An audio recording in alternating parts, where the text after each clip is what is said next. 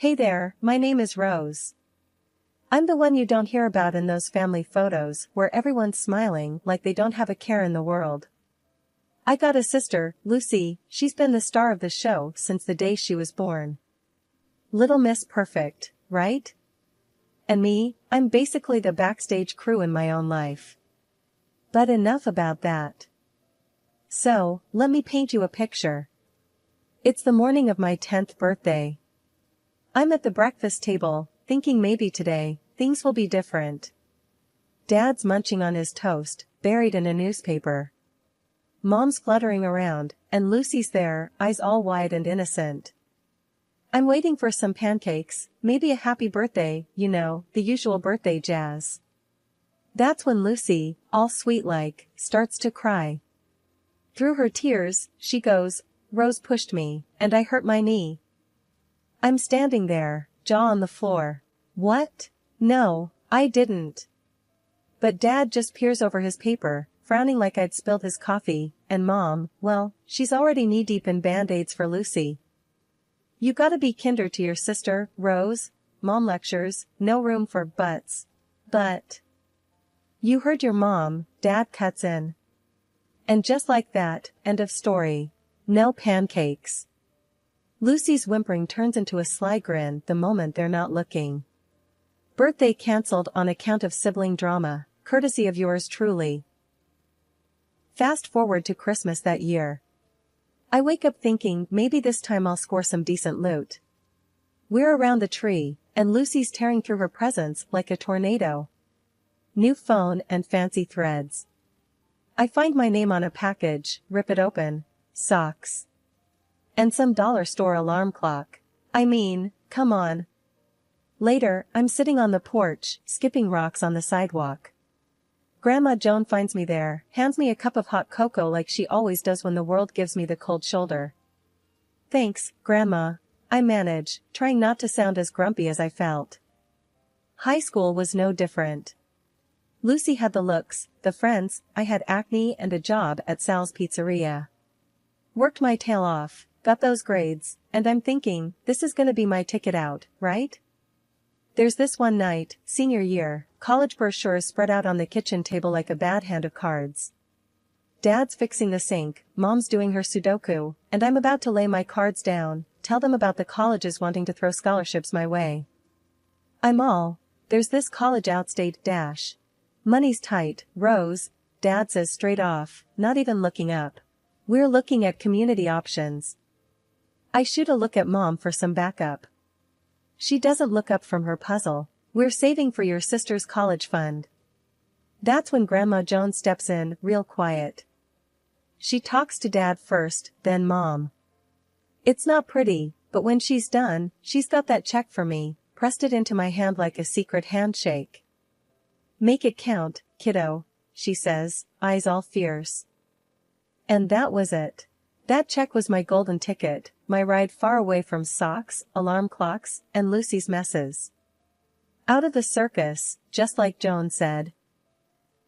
As soon as my feet hit the campus of that outstate college, it was like I could finally breathe. No more Lucy, no more comparisons, no more feeling like an afterthought. I was my own person here, and that was all kinds of liberating. So yeah, I dug into those law books like they were the only things keeping me grounded. I was at the library more than I was at my own dorm room. Came to know every coffee stain on those tables like they were my personal constellation of caffeine. But it wasn't all smooth sailing. Money was tight. I remember this one time at the campus grocery store, counting coins from my pocket for a week's worth of ramen. The cashier was tapping her nails, looking bored out of her mind. "You gonna pay or what?" she drawled, popping her gum. I was a dime short. A freaking dime. "Hold on," I mumbled, searching my pockets for a coin that wasn't there. That's when this guy behind me sighed loudly and threw a quarter on the counter. "Here, keep the change," he grunted. Embarrassing? Yeah, you bet. But it was also the day I met Mike, who turned out to be a fellow law student and a bit of a smartass. A friend, something I hadn't had a lot of. In the grind between classes and part-time jobs, Mike and I stuck together. He was as plain-spoken as they come, didn't have patience for show-offs or slackers. Wasn't the type to sugarcoat feedback on my mock trial performances either. "You gotta stop sounding like you're asking permission to be fierce," he'd say. "You know this stuff, Rose. Act like it." And I took that to heart. By the time I was sitting for the bar exam, I felt like I was carving my own path, laying down the law, you know? I wasn't Rose, Lucy's sister. I was just Rose, soon to be Rose, ESQ. At the firm, things were different. I had to prove myself again, but this time it was on my own terms. The partners, they were a mixed bag, some welcoming, some wary of the new blood. I remember being cornered by one of the senior partners, Bill, during my first week. "So, you're Joan's granddaughter," he stated more than asked, eyebrows up like he discovered gold. "Yeah, how'd you know?" I was wary, keeping my answers short and my guard up. Bill chuckled. "Joan and I fought in the same trenches once. She mailed me your resume. Said you had grit." I'd have groaned if it didn't feel like a small victory. Grandma Joan, still my one-woman fan club. In that firm, I made it known I wasn't there to ride anyone's coattails. I worked cases like they were puzzles only I could solve. In the courtroom, it was another world. I wasn't the kid sister or the overlooked daughter. I was fierce. Mike's words came back to me, about not asking for permission. "If the glove doesn't fit," I'd say, cutting through the noise, "then you must acquit." Simple, easy, nothing too fancy, to the point. It worked. So yeah, I escaped. From family expectations, from always being second best. I made it on my own terms. And it felt like freedom, hard, exhausting, but undeniably mine. It all started at the courthouse steps where I bumped into Tom, literally. Papers and apologies flying everywhere. He was there to support his buddy. I was on my first case. We laughed it off, grabbed coffee, and it turned out we could talk for hours. He was a contractor, not bothered by my legal jargon, just easygoing and genuine. Before I knew it, we were inseparable. When we decided to get married, the plan was no fuss, just us and the people we loved, sharing a good time. That plan didn't stand a chance once my family entered the picture. "It's nice," Mom would say, dabbing the corner of her eye, but her tone adding a silent "but." Dad just patted my shoulder, a silent solidarity that didn't quite warm me. And Lucy? She had to make an entrance, even if it wasn't her day. She arrived in a dress so flashy you'd think she was the one getting married. But I bit my tongue. It was my wedding day, and I wasn't gonna let her rain on my parade. At least that was the plan. Tom, he was a champ about it. Meeting my sister, he just gave me that look. Wow, she doesn't hold back, does she? I wanted to bury my head in my bouquet. You have no idea. The guests started piling in, and for a moment, it looked like it might actually be a good day. That's when Lucy decided she wasn't getting enough attention. "You're just going to ignore me? On your wedding day?" She was almost shrieking, eyes darting around hoping someone would sympathize with her. I took a deep breath, counted to 5 in my head. I was done being the peacemaker. "Lucy, not today. Please." She huffed, tossing her hair. "Whatever. I give it a year anyway." Mom shot me a warning glance, like it was my job to fix it. As usual. But something in me snapped. This was my day. Mine and Tom's. I wasn't going to let Lucy or anyone else mess with that. "Get out," I repeated, and my voice didn't even shake. Lucy looked at me with wide eyes, kind of like she did when we were kids and I'd finally stand up to her nonsense. "What did you just say?" "I'm done with your drama. This is my wedding, and you're not gonna spoil it." She sputtered, red in the face now. "But I'm family." "So? Family doesn't pull this kind of crap, Lucy. Not today. Not at my wedding." Mom tried to intervene. "Rose, don't do this, she's just..." I cut her off. No, Mom. Enough is enough. Lucy's face was a storm cloud, and she looked ready to argue. But this time she didn't. Maybe it was the way I stood, maybe it was Tom's hand in mine, or maybe it was the crowd of guests watching the drama unfold. For once, Lucy didn't have a comeback. She just turned and strutted out, heels clicking against the pavement like a judge banging a gavel. The rest of the day went by in a blur. I said I do, we kissed, and I've never felt so much like I was exactly where I was supposed to be. Not Lucy's shadow, not my parents' second choice, but Rose. Just Rose. And that was more than enough. Okay, so get this, a month in, post-wedding drama, and Lucy pulls a Houdini. Total ghost town where she used to be, right? Scoots out of town leaving behind nothing but a crummy note. And guess who's the villain in her sob story? Yup, yours truly. Turns out her exit strategy includes playing the blame game, and I'm it. Her note? Classic Lucy, painting her runaway act with a bunch of bull about how I've done her wrong. Like she's the fragile flower and I'm the big bad wolf. At the next family dinner, the air's so thick with tension you could cut it with a knife. Mom's at the head of the table, flinging accusatory glances my way like she's dealing cards at a high-stakes poker game. Rose, how could you let it come to this? She starts, and I can feel the showdown brewing. Dunno, Mom. Maybe 'cause I ain't the warden in Lucy's personal prison, I shoot back. I'm not in the mood for a guilt trip, that's for sure. Dad chimes in, voice laced with that don't rock the boat tone. Your sister thinks you never gave her a break. That's serious. Are you kidding me? I can feel my temper flaring, words hot on my tongue. After everything, you're gonna take her side? Based on what, a damn piece of paper? That's when Granny, sweet Granny, who always had my back, pipes up with a voice like thunder. Rose. Your sister's out there alone, scared, and it's your doing. You too, Granny? I couldn't believe my ears. Since when do you buy this load of crap? Her eyes got all misty.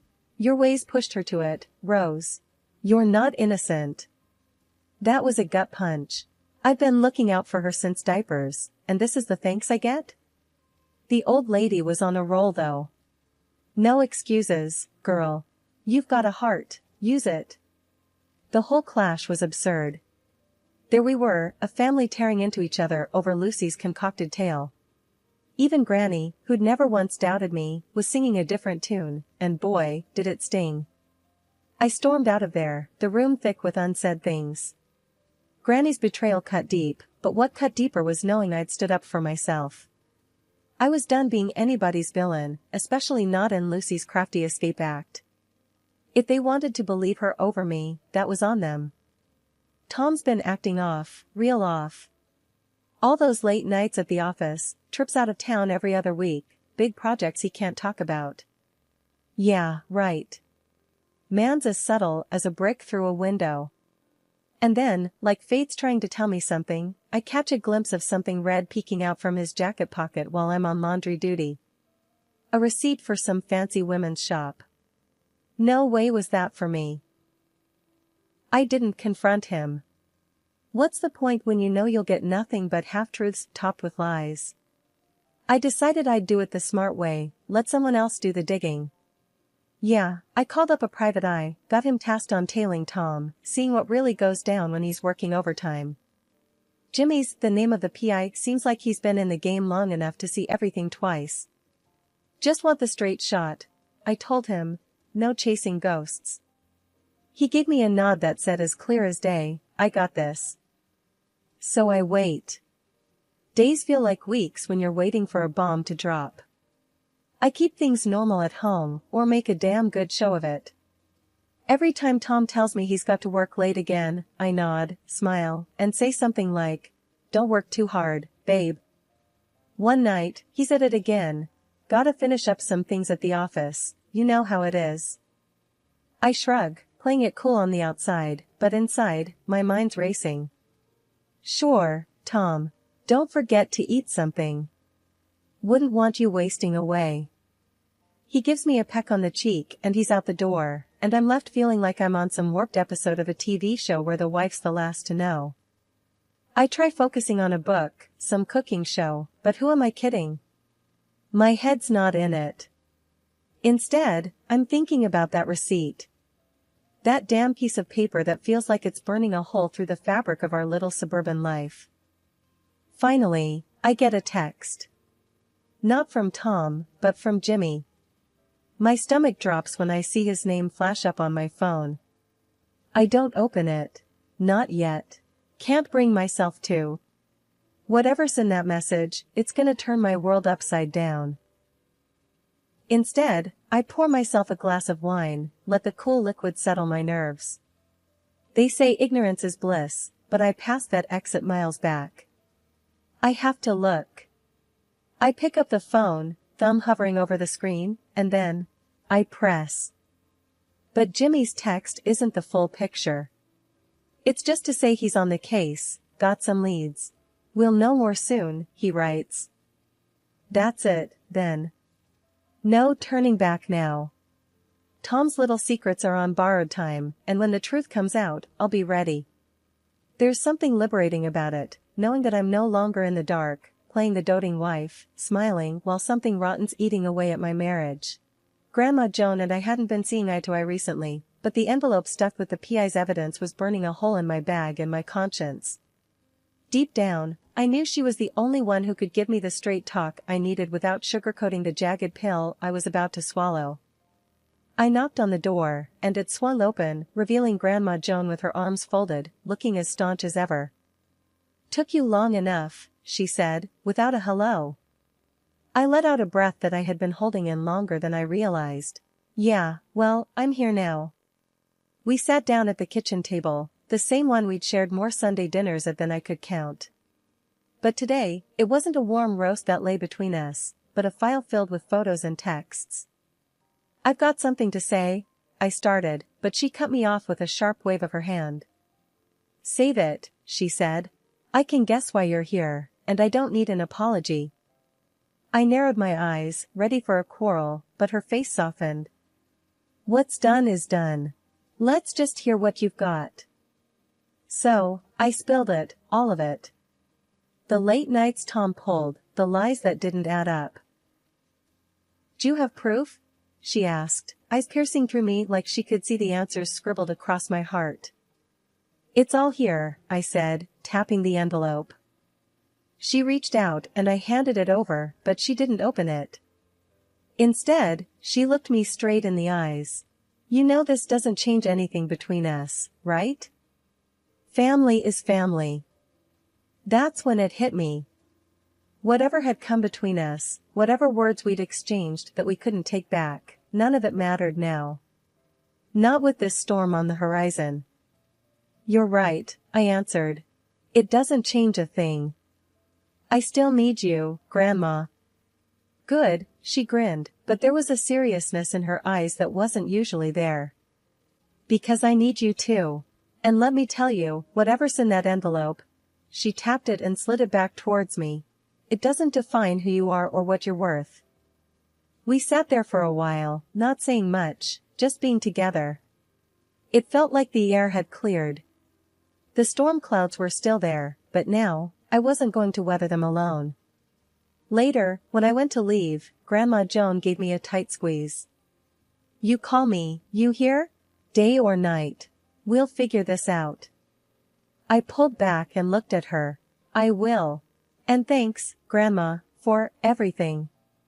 As I walked away, the envelope heavy in my bag, I felt lighter somehow. My steps were more certain, my spine straighter. Whatever Tom was up to, whatever the PI had uncovered, I was ready to face it. With my grandma at my back, I felt like I could face just about anything.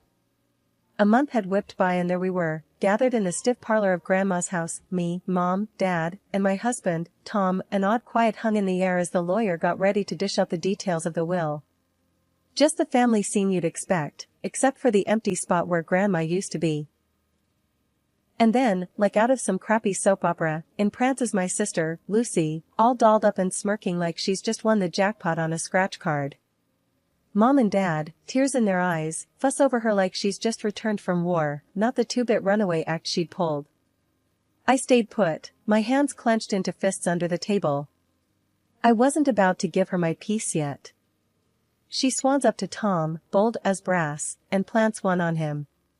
My Tom. As if that wasn't gag-worthy enough, she starts spouting off this garbage about how she'd cooked up this whole mess. I made it all happen that Grandma would bequeath her property to me, not to the villainous Rose. Lucy gloats, thumbing at Grandma's portrait with a grin that made my blood boil. And I also took her husband away from Rose. Mom's sobbing, Dad's face is ghost white, and there's Tom, cheek to cheek with the snake, both of them looking like they've got the secret to the universe. We have the last laugh, he says, voice slippery with that grin plastered all over his face. The room's buzzing with their confidence, them thinking they've got it all sewn up. Grandma's gone, and in their mind, her house, her savings, all her bits and bobs were theirs for the taking. They didn't see me smile. The lawyer, a guy with less flair than a wet match, starts talking. So, as per Mrs. Joan Holloway's last will and testament, the lawyer drones, and here it comes, the entirety of her estate, her home, her financial assets, and her personal effects are to be left to. I already see Lucy reaching out, like she could already touch the velvet of Grandma's antique chairs. Her granddaughter, Rose Marie Kendrick, provided. Lucy's hand hangs there, mid-air, and the smirks melt off her and Tom's faces faster than ice cream in July. She agrees to use these assets for the continuation of the local community garden which Mrs. Holloway was fond of. The lawyer finishes with no fanfare. The silence is thick enough to cut. Mom and Dad look between me and Lucy, their tears dry now, replaced with something else. Confusion? Betrayal? Both? Finally, I break the quiet. Well, I guess that's that, huh? Lucy's mouth zips shut, all tight lines, and Tom, he's paler than a ghost, his eyes not meeting anyone's. You wouldn't believe the circus that unfolded after the will reading. My phone wouldn't stop buzzing, distant relatives suddenly remembering my name. But me? I kept it tight. It wasn't about the drama, it was about staying 3 steps ahead. So, what's the plan now, Rose? Tom asked with that rat-like twitch of his lip, trying to sound all sweet and concerned. We were standing in Grandma's kitchen, a place where I'd shucked more corn than anyone's business. I leaned back against the counter, feeling the cool marble against my spine. Well, Tommy boy, first up, I'm changing the locks. His eyes darted like he'd been zapped. But, what about us? He stammered, like he hadn't been caught red-handed. I chuckled, low and steady. Us? Oh, darling, us jumped ship the moment you cozy up to my sis, just to get a piece of the pie. There were papers in my handbag, crisp and just waiting for his signature. Divorce papers, my ticket out of this mess. The PI snaps, the texts, the late-night calls. I had it all. My hand was stacked, and they didn't even know we were playing cards. Lucy's eyes flicked between us, sensing the shift in the air. She was like a cat that got caught sneaking a paw into the fishbowl. You can't kick him out. We have rights. Rights? I arched an eyebrow, amused at her guts. Sweetheart, after what I found out, the only right you're gonna need is the right to a good lawyer. Tom's face was pale, eyes darting to the door, probably scheming his next escape. But there was nowhere for him to run. Not this time. I felt the weight of the house keys in my pocket, the grooves grounding me. This was more than just a will, it was Grandma speaking from beyond, telling me to tidy up the trash that clung to her legacy. I walked over to Tom and handed him the papers. Sign these, and we can at least pretend you walked away with a shred of dignity. He snatched them up, his hands shaking like he was in a snowstorm without a coat. His signature scribbled across the page was the scribble of a defeated man. Lucy was seething. You think you've won? She hissed, her voice a strained whisper. I smiled, genuine and clear. Honey, this ain't about winning. This is checkmate. You played dirty, and you lost. Now, if you'll excuse me, I've got a garden to tend to and a life to live. With that, I left them there, in the dust of their greed, in the kitchen filled with memories of sugar cookies and laughter, a kitchen that would soon echo with new stories. No more whys, no regrets, just me, my begonias, and a fresh start.